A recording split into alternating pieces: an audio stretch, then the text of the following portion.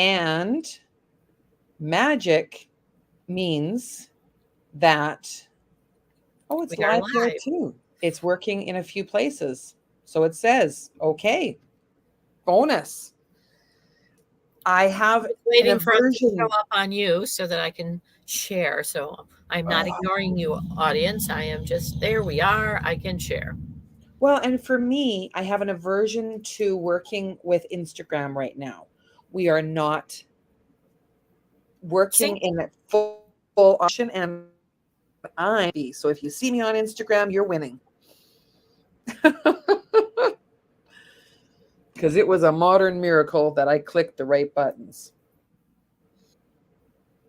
Speaking of clicking buttons, we've been talking about how heat can aggravate the soul. Well, no, it's not soul, it's the person. The soul cannot be aggravated. It's just me. It's the human part. It's the human part. It's the human part that has been programmed. Oh my gosh. So this morning, I asked this question.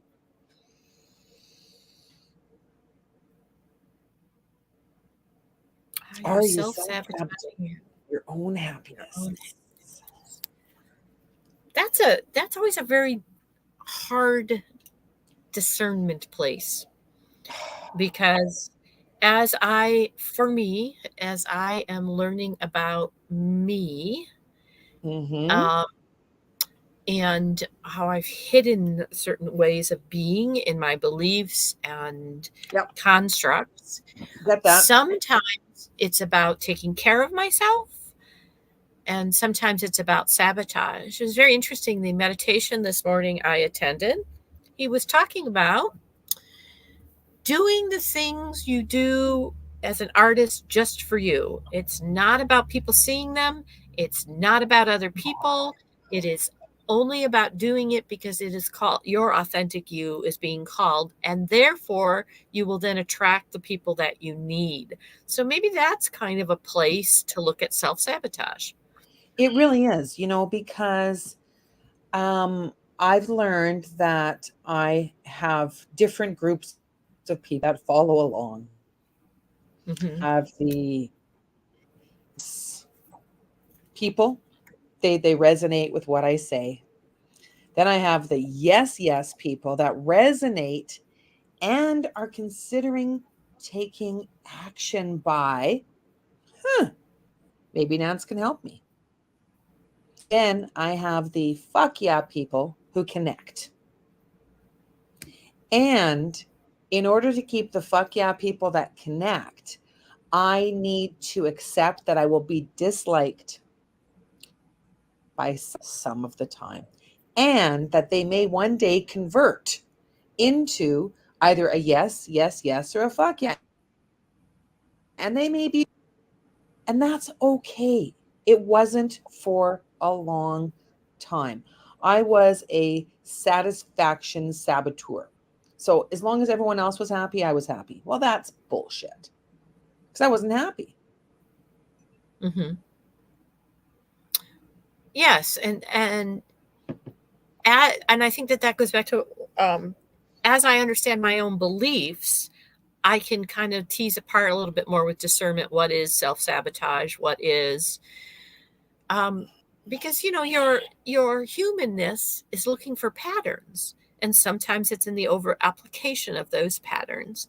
And I'm getting ready to travel, and of course all the fears are coming up, and acceptance is me just sitting with the fears, just sitting with them, not controlling them, not sabotaging them, so that I can acknowledge that we could perhaps learn a new pattern.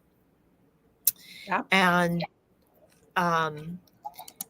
so it is interesting, because this concept he talked about this morning was, you are on the stage all by yourself with no audience. So you're playing to yourself. And if you can do things from that place, they are for you. It is your authentic. If you are doing it for the audience, he actually did a whole meditation where he had you call in your higher self, source, whatever, giving them a hug. And then he had you look into your eyes, look into the eyes of your source and say, I didn't send you here to help people. I sent you here to help me. Yes. Now figure out what that is. Yes. And the people will come if that becomes part of it. Wow. I love that. I love that, because when you were talking about fear, we have different patterns of a fear response, because fear is normal. Fear is natural. If there's a fire, fear will help you leave the building. Mm-hmm. You know, that's when you enter this fear. Yep. You run. Sometimes it's this fear. Face rise. Running away may not be the best thing in that moment, and yet moment by moment, breath by breath, minute by minute, day by day, everything changes. It's funny. I'm reading a book, The Abundant Soul, and the character, because it's written in a story form, is talking about that, and the teacher is talking about the same thing: conditional fears that we've conditioned ourselves to have. What if, and careful, you might fall. Right, what if. And the other, we need fear, like you said. Everything, if I got to go out of a burning building, I need fear to go, get out, or that little strange, what a fine line that one is, when you go somewhere and you know something's off, following that fear, or do I walk in anticipation? And so and that's a conditioned fear. And so learning the conditioned fears goes back to your beliefs. What's at the base of this fear? You know, if we get down to, well, it's almost always death, isn't it? Basically. Often. Going fire means more pain, because we don't want to burn and live. I've heard so many people say that, if I'm in a fire, leave me. I do not want to come out. I would rather succumb to the flames than live a life of disability. Most likely you succumb to the smoke before the body can even feel the pain. It's when you come back out. Yeah. And I have a very wonderful man who is in Edmonton who has overcome the most horrific burning experience. And tell, when you look at him, when you hear him speak, it's different. Mm-hmm. It's that exterior, and the two are one. And it's a beautiful, beautiful, inspirational story. I'm inspired by people who have raged against the machine, and the machine is the thoughts, the beliefs, because we buy into beliefs, Kitty. Mm-hmm. We condition ourselves, and we make patterns, and we can oversimplify the patterns, and go from there. And so again, if we go back to how am I self-sabotaging myself, I believe those things. The concept, I heard it again last night, of sitting with them and saying, all right, I'm going to feel this for the 90 seconds I need to feel it, because it's my body telling me something. And then just not necessarily assign it a set of thoughts that come up, or kind of look at what thoughts come up and go, I come back to this. Yes. And that's where meditation is beautiful, because breathing in, I am breathing in. Breathing out, I am breathing out. Breathing in, I am breathing out here. If you can do that for 90 seconds, here changes. Right. The breath, tuning into the breath is its own meditation. Oh gosh, I was coloring last night. I ordered coloring books last week after my mom was in a compromised in the seniors home, and they called me Should we call an ambulance? Yes. Ambulance came, assessed her, and she was able to, and I was not able to rest well. And I knew that my mantra in my mind was of fear. So I ordered some coloring books. And the coloring I worked on last night says, I can and fucking will. And it's in that extra word before the my warrior archetype. Because my will must be strong enough to overcome any obstacles and see the opportunity in it. Oh, that's that looking back sometimes. If I prepare myself with loving self-care, I'm better set for the emergence in life. Yeah. Yeah. I like that. I'm better set for it. It's not perfect, you Oh know. gosh, how can you prepare for things like death? Every death is different and they all suck, You know. in my opinion, in my experience. I haven't had a good death yet. There's always been sadness, there's been joy, there's been release, there's been peace, there's been calm, there's been all of that. And that's my experience. Now add on the other people in the room. Not everybody's going to agree. No, because my experience with death is not a judgment on it. It is my experience. I've had sadder deaths, sudden deaths, uh, childhood deaths, Mm-hmm. and also beautiful deaths where they were suffering. And did I want them to go? Absolutely not. No. Um, uh, and did they want to go? The last really one of the last big ones, couple, both people Yes. did not want to go. It was not, I'm ready, it's my time, any of that. And they both were suffering, or suffering's an interesting word. That's a big part of sabotage. Oh, it really is, because it's the after death that is the challenge. So often that's where grief comes in. And I've experienced the after death in ways that are massive celebrations that sometimes feel uncomfortable. I have experienced the after death in sadness that sometimes feels uncomfortable. And it's in finding that middle ground where I am able to stay in the experience with unconditional positive regard. Mm-hmm. Easier. Yeah, you know,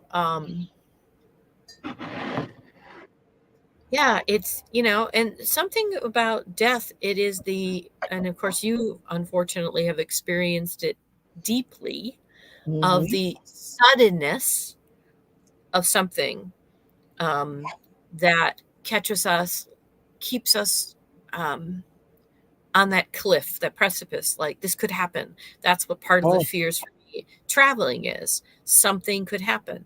And actually, the very first time I went away after 2020, something did happen and I had to come home.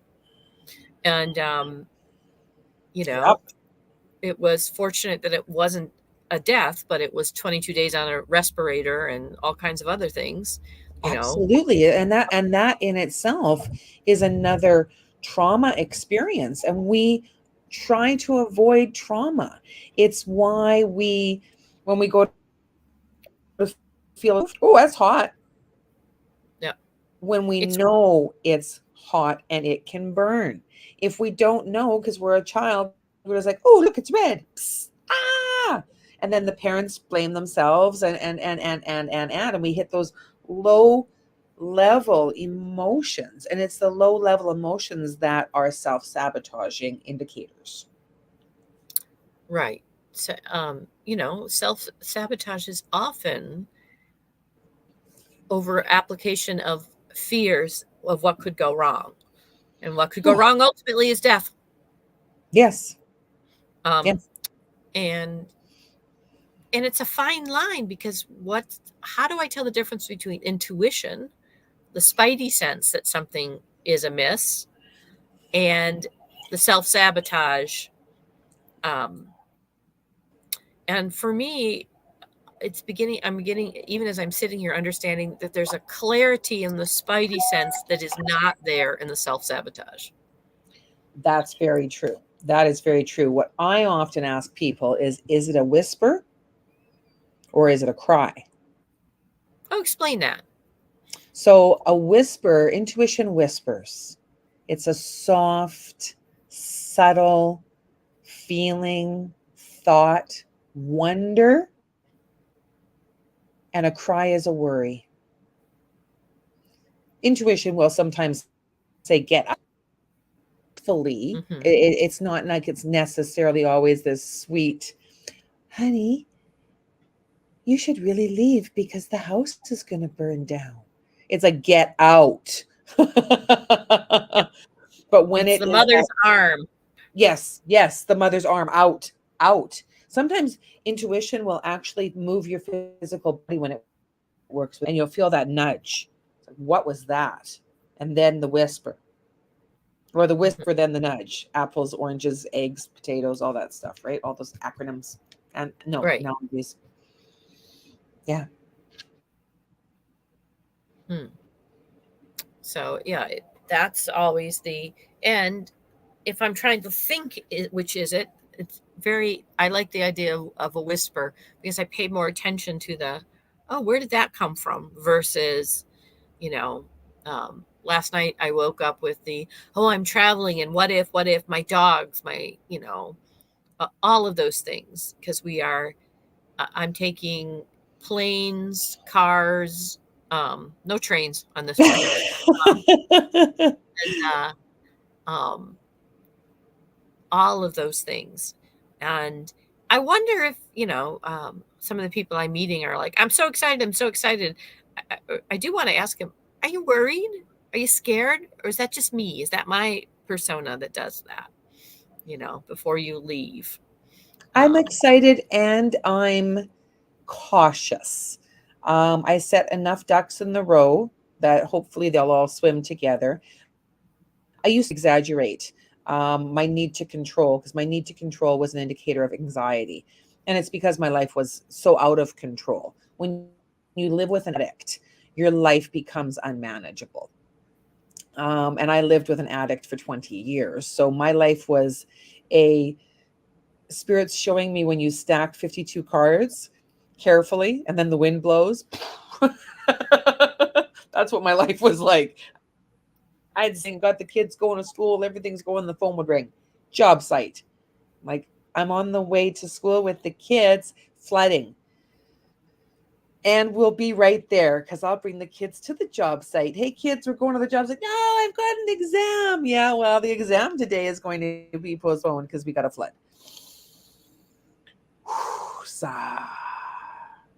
So my kids are very, very resilient and used to change. Does that experience? Some people, change is like choking down a covered in peanut butter. It's not possible with ease. You can lick the peanut butter off and then throw away the tennis ball. You don't have to choke it down. Yeah, because so we have Uranus, yes, or Uranus, however you want to say it, in Taurus, and that is one of and there are days it's more Uranus than it is Uranus. That's one of its teaching characteristics is it's in Taurus. Taurus is about stability. Taurus is about our abundance, what we value. Uranus is about the vision, so it's chaotic in its nature, but it's a great awakening. And when it is there, it's about us becoming comfortable with change, being able to stabilize in change. And what we're talking about is exactly that today. Self-sabotaging, fears, those are all things that awaken us. Now, can we be comfortable enough in the change that it's asking us to do? Well, and that's where the beauty of luggage comes in. Have you ever experienced lost luggage? No. Yes, yeah. And I was not concerned because I had planned and had a change of clothes. Clothes for me are comfort. So I had a comfortable change of clothes. And it was a comfortable change of clothes that is multi-purpose. It serves as a kind of cute yoga outfit and pajamas. I can sleep in it. I can wear it for the day. And if it's hot, I can turn it into shorts. And yes, whatever I travel in is pretty much that. Yeah. Exactly. And I had an extra set so that when my luggage was lost, I'm like, yeah, I got insurance. Let's go shopping. And that's it. And I remember. Did they ever find it? Oh, yeah, they found it. And the travel company was like, oh, well, no, the room must wait so many hours. And I'm like, well, that's not possible, sunshine. I had an event to go to, and I had 1 hour to prepare before the event. Since this was a travel event that I had paid a lot of money for, no. So if you can please transfer me to your supervisor, I'll discuss it with her. And it was a no-brainer. I had to go through a few supervisors. And then I got everything approved and my luggage. I had nicely. At that time in my life, I was not this nice. That was the Now, my luggage has been delayed and have had to be delivered, but I've been lucky that it's been on the home end. So I was going to. That's better. Yeah, that's better. That's better. And you know what? I think one of the greatest things my mother ever taught me was that the lesson in pride and how is pride. And pride is a sin. And to sin means to miss the mark. That's the part that I learned later. Sin means to miss the mark. And if I'm struggling with something and I struggle alone, instead of reaching out and saying, oh my God, Kitty, I can't get into my credit cards won't work. My bank card. Can you send me money to the Western Union? I know who my ride or die are, and I've got like a 20 pack. Some people have one ride or die or two. I'm like, BS. I got like 20. I mean, I've got an Alice Angels list. I've got lists in Facebook. I've got like, you name it. And I've got people all over the world that I'm blessed to know and love. And I would do the same for them. Mm-hmm. Except for those who haven't paid me back yet. It's not you, Kitty. We learn.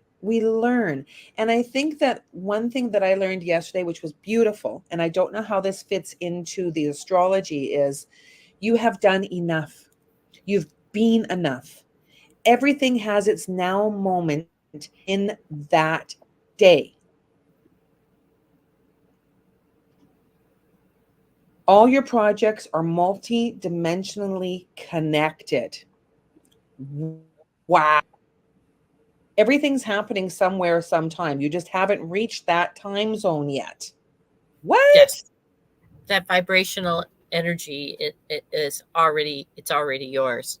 Yes. Well, it definitely fits in with the astrology we're dealing with, especially this month. We're coming to this time in the middle of the month, whether it's about trust and freedom and understanding, just like this gentleman this morning said, I'm not here to help other people. It doesn't mean I can't help other people or won't. It means I'm here to walk with them. I am here because I signed up with Source for something to do. And in every moment, I have those things to do. Yes. And sometimes it's to stop. Yesterday, I was having a meltdown, literally in this space that I'm in right now. I had my window up because I really a certain amount of sunshine when I work. I need natural sunlight as opposed to sunshine. So when the sun was beating on my desk, I was already overheated and I couldn't stop myself from trying to find the words. And I'm like, oh my God, right? And I would leave the room, cool off, come back, sit down, and I'd be staring at the computer just like, until my friend Daphne came over and she tried to help me with an article that I'm writing. She gave me some angry Helga was like, oh, Daphne, kiss off. And she's like, unless you don't really want me to help you. And I guess she could read my body language. And I'm like, yeah, today's not the best day. I think I should put this down. And she's like, you can. And I'm like, yeah, let's go. And I walked out of the room and I shut the door and I did not allow myself to come back in. Then this morning I woke up. Oh, it was so cool. It was beautiful. I meditated outside. I enjoyed the cool morning air. And then in the few minutes before you and I got together after my live, and I began to write. Being a human isn't always easy. Difficult challenges and everyday stressors create times when it could be easier to just give up. I'm grateful you chose to keep going and read this article. Thank you for sharing your valuable time with me. I believe that creating a better life is possible and that healing from trauma and grief is exponentially important. I'm a grief and trauma expert. I became an expert in the art of recovery because I found a way to choose joy after the devastating loss of a child, battery, sexual abuse, financial disarray, spiritual disharmony, abandonment, betrayal, and addiction. I traveled through hell to a peace, compassion, and forgiveness because I learned that happiness is an option. It's interesting because that book I was telling you that I'm reading, The Abundant Soul, yep, she talks about that. The opposite coin of the conditional fear is happiness. How do you tap into that when the fear is all? And that's what you're talking about. And when the fear is all encompassing, it's an indicator that you need help. When you're trapped in a fire and you're on the ground frozen because you can't, if you cry out for help, you increase your chances. A cry for help. And then when that firefighter reaches down with their hands and touches you, if you freeze, they may think you're a rock. If you cry again, they will pick you up and carry you out. I love watching movies about firefighting. One of my is, oh my gosh, it's got so many gorgeous actors in it. And the one firefighter talks about, he's a fire investigator, and he talks about how a fire has its own mind and how it can creep into walls.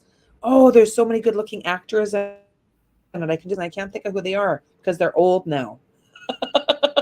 They were younger back then. What's going through my head is the movie Backdraft. That's it. That's it. Backdraft. Oh my God. They're really cute back then. That's like 20 years ago. Right now they're old. They're still handsome, but they aren't cute. And it's a story. I have many firefighters in my life, and I feel so indebted to them. All the first responders, thank you for saving my life multiple times. Yeah, multiple times. I would not be here if not by the grace of God, if it were not for first responders. Yeah. I remember when Emily passed away and gone to see her body on the pier. And when I was ready to leave her body and find my son, Jared, it was a line of first responders who moved my body forward off of the pier and moved me to where my son was because I couldn't see straight. I couldn't see at all. I was so traumatized. And the patient nurses and doctors in the hospital who stayed, even though I was crazed and belligerent. Surprise, surprise. I remember bringing them flowers. I'm like, I don't know who I called a bitch yesterday, but I'm bringing you flowers. Ooh, and to the lady that I called the C word, I brought an extra bouquet. Yeah. But see, even then, even though you would go on to have to really work with the recovery, you started then. Oh, you I took had a look to. at your own behavior and said, I have to go on, and none of these people caused this. No deliberate intention, no. No, and a good portion of them probably had pre-forgiven you because of what was going on anyway. Oh, absolutely. Absolutely. and from the emergency unit because she made an error. The error was not in understanding the magnitude of the trauma and the mother that was in there, because I crossed into another room to get my charger because my phone was being charged, and I was like, I need my phone. So some kind nurses had gotten me charges and everything else, and I had it in another room, and I didn't ask for permission when I walked in to grab my charger. And she told me I couldn't be in that room and I had to get out. My response was different. Move that. And I'm grateful that I had enough grace to not physically move her from my atmosphere because it was close, you know. And now that I've got friends who are trauma nurses, they tell me quite often about the protocols. There's a lot of protocols in an emergency room. Wow. I know why. Because you're dealing with people in trauma. The patients, the people supporting them, all of it. Oh, all of it. Could you imagine a nurse going to do CPR on a woman my age and then having someone call her off that CPR because I had a do not resuscitate, and then to watch me die? They go through that 2, 3, 4 times a day. It's terrible. It's terrifying. It's painful. Mm-hmm. Yeah. So I'm grateful I chose to be through coach, energy healing, witchy witch of many wisdoms, and. Right. And you're doing it. You are willing to help people, but you're doing it for you. It is my journey, and I'm helping you. If you want to, if you, again, I love the concept. I'm going to just be on the stage doing this. Those who need to find me in the audience will find me. But that wasn't the reason I climbed on that stage. Oh gosh, no. It was not my first live. I thought I was going to just like barf. Barf. And then I remember these words. Of you, I didn't give up. And when the first person told me that, I was very, very, oh, don't be silly. I had nothing to do with it. And then when I realized that I was inspiring people, I want to inspire you to be the person that someone looks at and says, because of you, I didn't give up, that I was creating a legacy of other people who, even though it was difficult, kept on going. Didn't say it was going to be easy, sunshine. Never. Never once did I say it was going to be easy.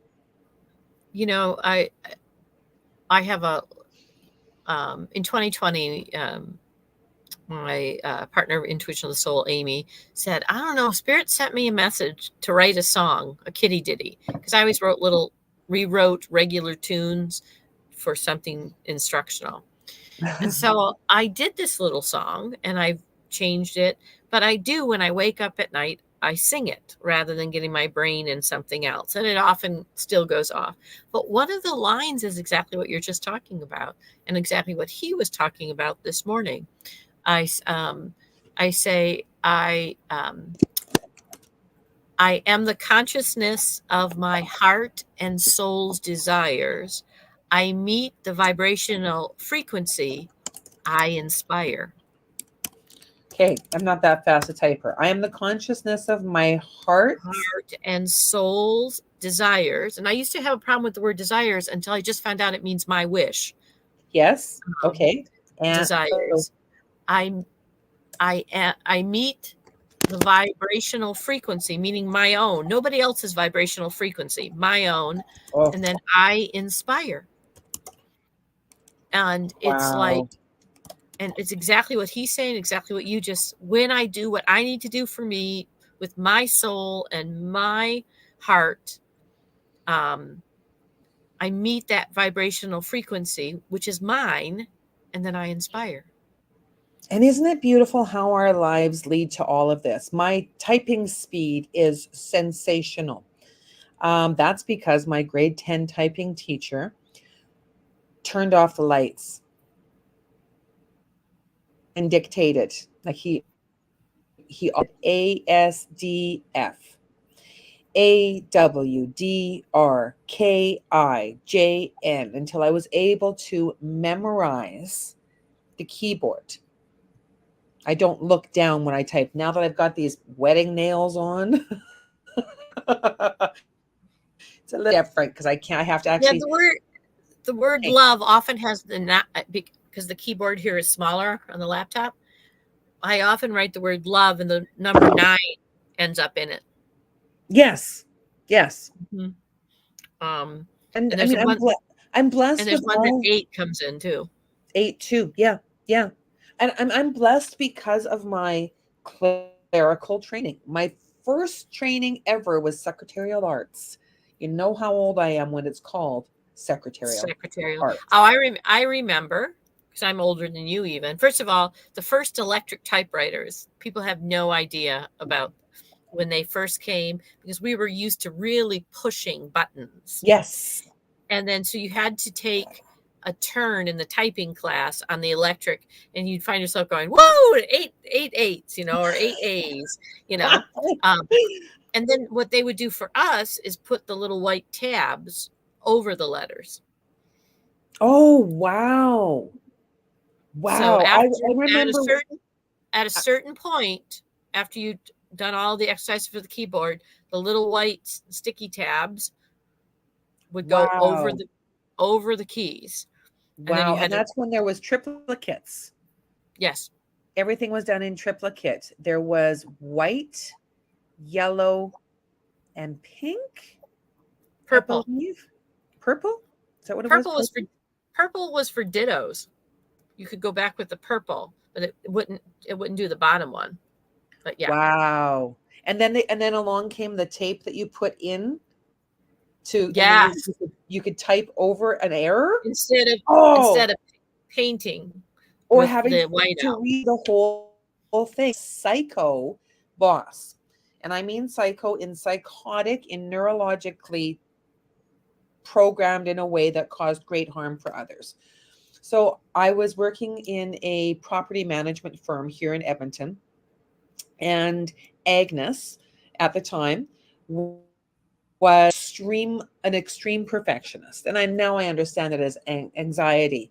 And she would take the 2 pages of the assets, and then assets and liability page, and then the other page. Oh, my accounting brain doesn't like this. Doesn't want to share.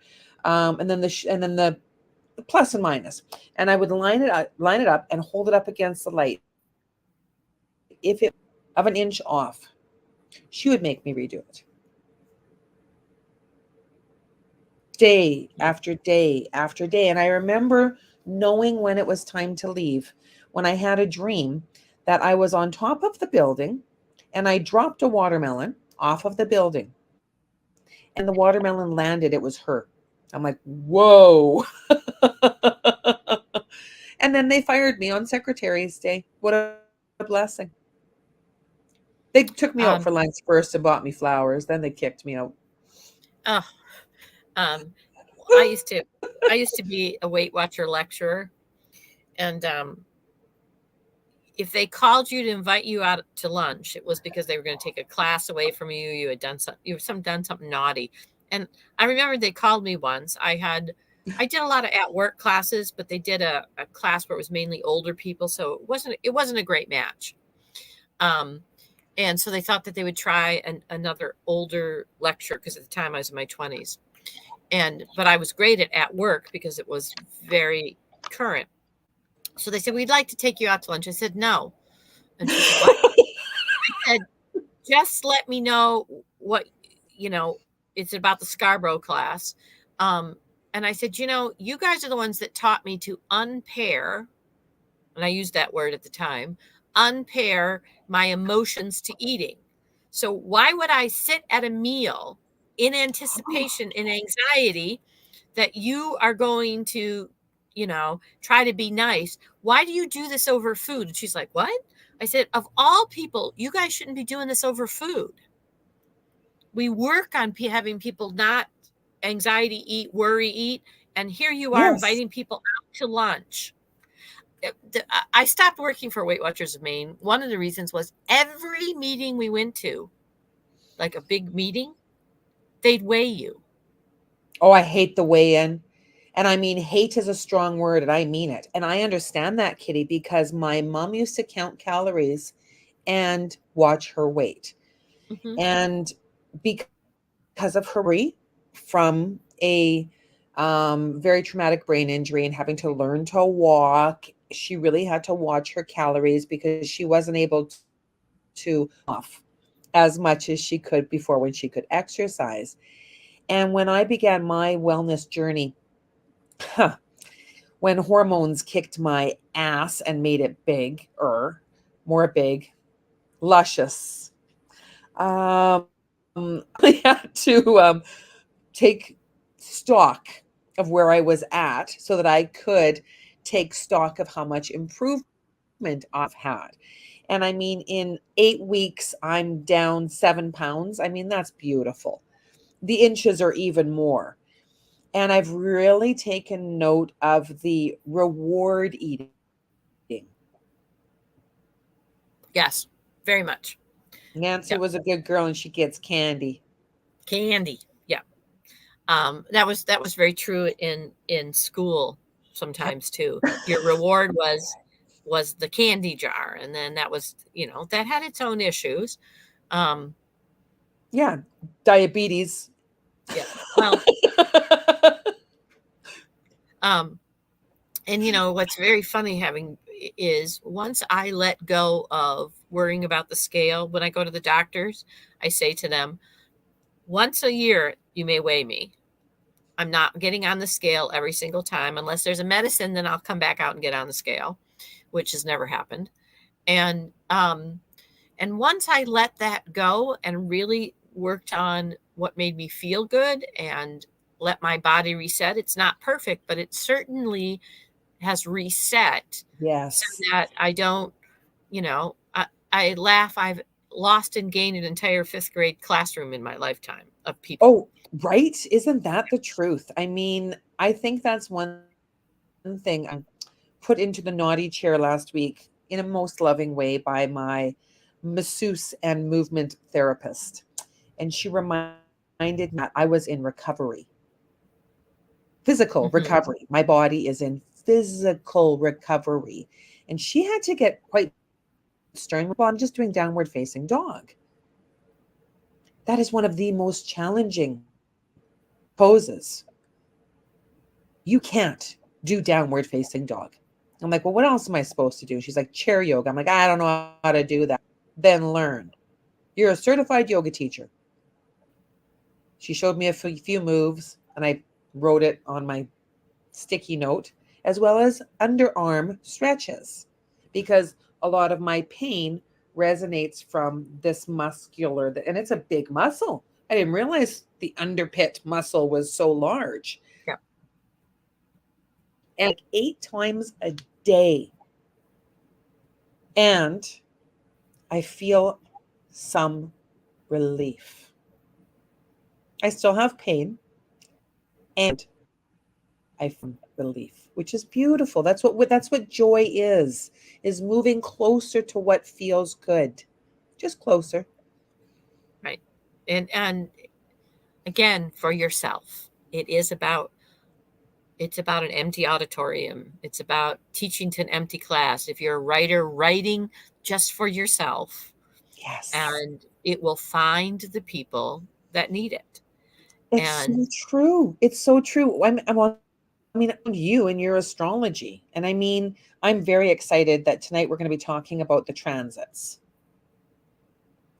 Is that tonight? Last week. Damn, my calendar still sucks. I'm working real hard at it. I just keep on setting reminders and then it's been I'm happy to privately do your transits with you. Oh, that's right, because I wasn't there. Maybe that's right. why I carried it forward so we could have this discussion live. Right. And what are transits, Kitty? So transits are every month. We have, everybody is the same on the bottom. Your circuitry is laid at an angle for this conversation for your whole life. All right. That's my natal chart.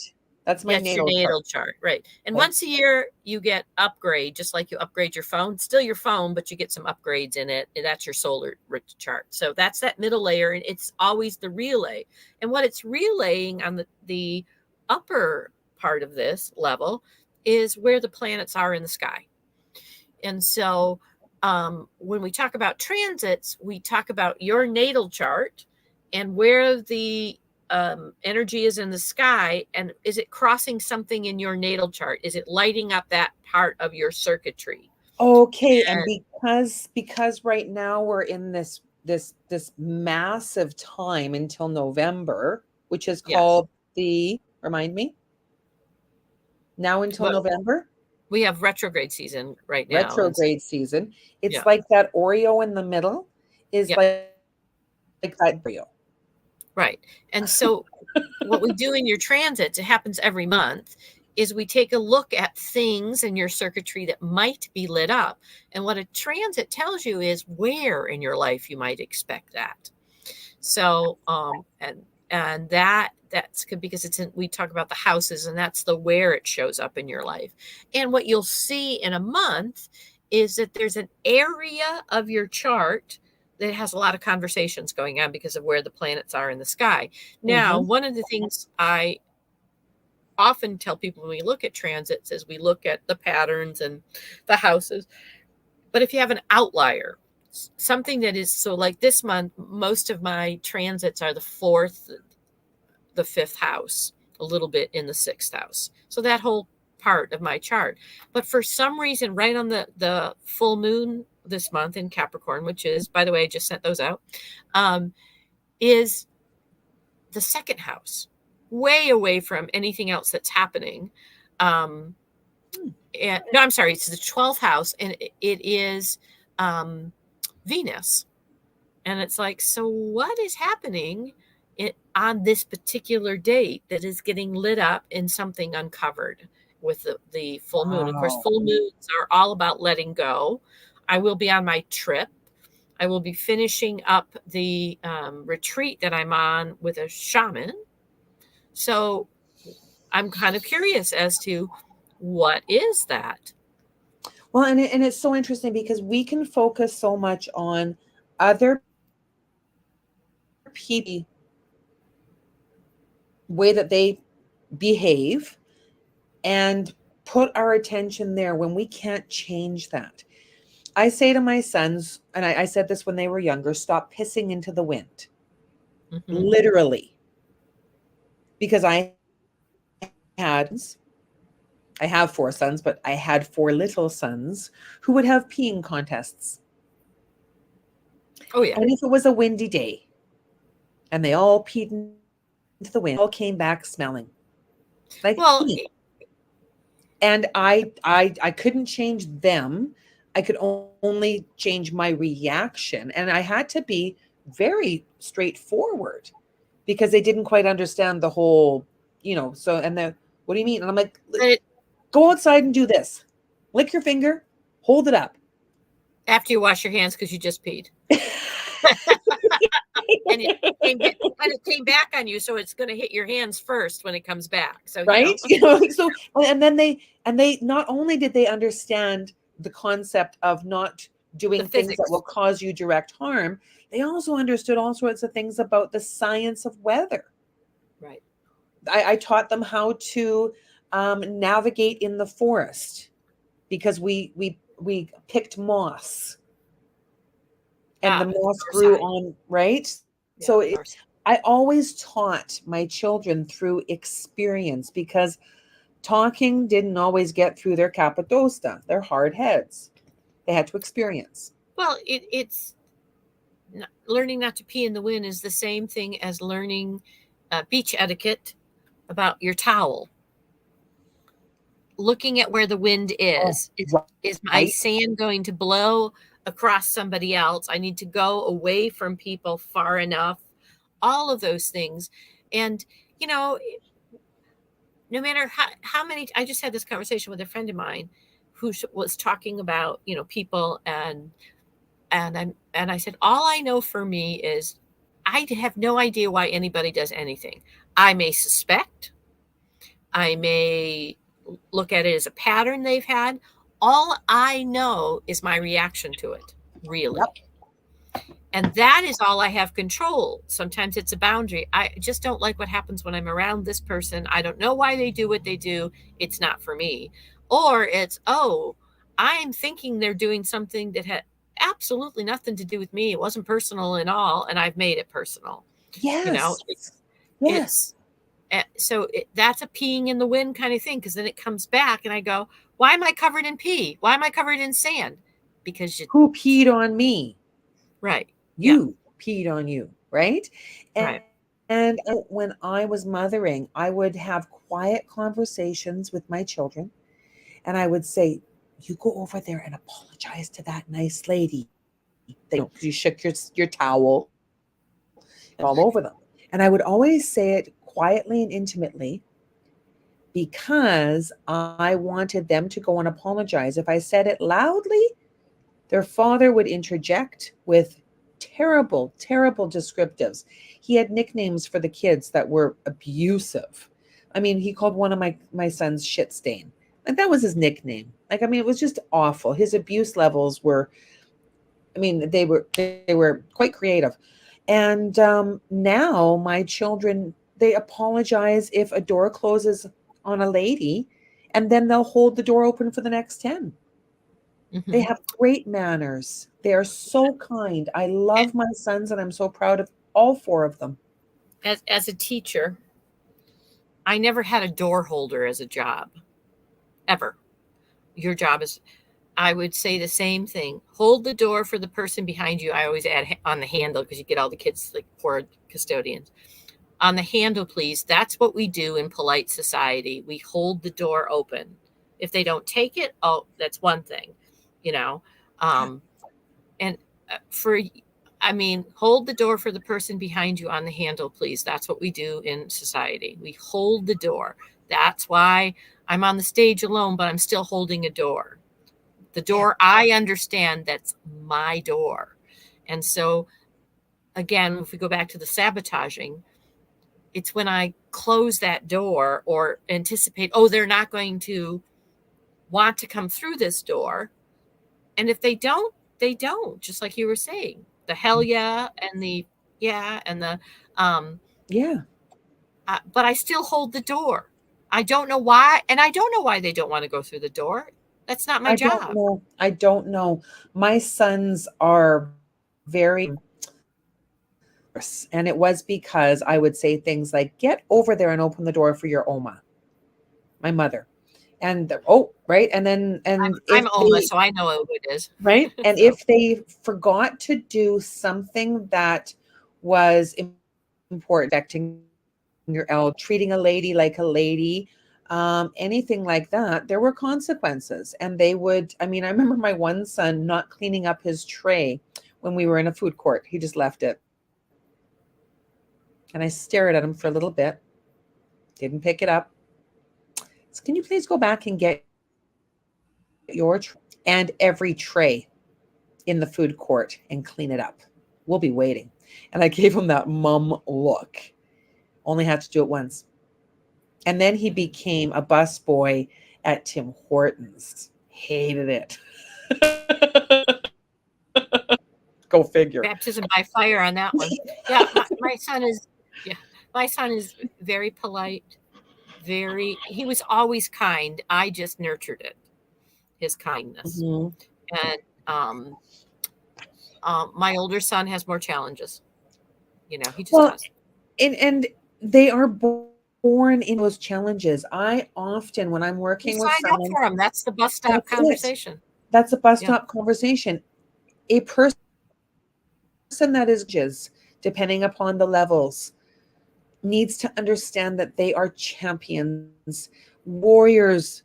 That you were given this lifetime to be a warrior and go through battles for the greatness of all, including you.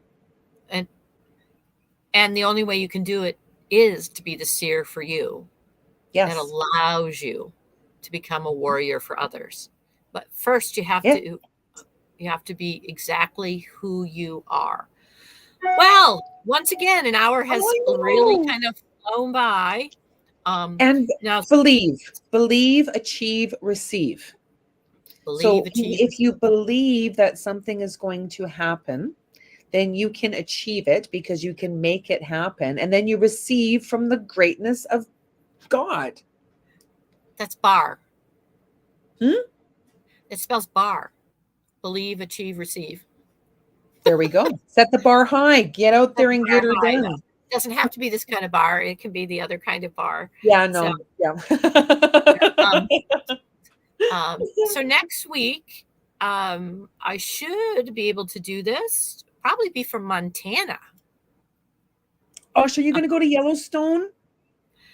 I don't know. I would like to go to Yellowstone. I have one friend who really wants to go to Yellowstone. We are going to Wyoming to a retreat over the Capricorn moon. The next week, I'm not sure. I may have to just say, let's skip that week because there are all kinds of people and afterwards and traveling. But next week I should be. Yeah. And so it'll be maybe can, must, will, or will not. Bar. We'll move the bar. We'll move the bar. Absolutely. Right. Thanks, my friend. I so appreciate you. I love these every week.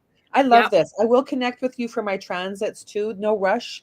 We'll just make it work. Okay. Take care, everyone. Everybody for tuning in. It's been a blast. Until next week, peace out and keep on choosing joy. Love you.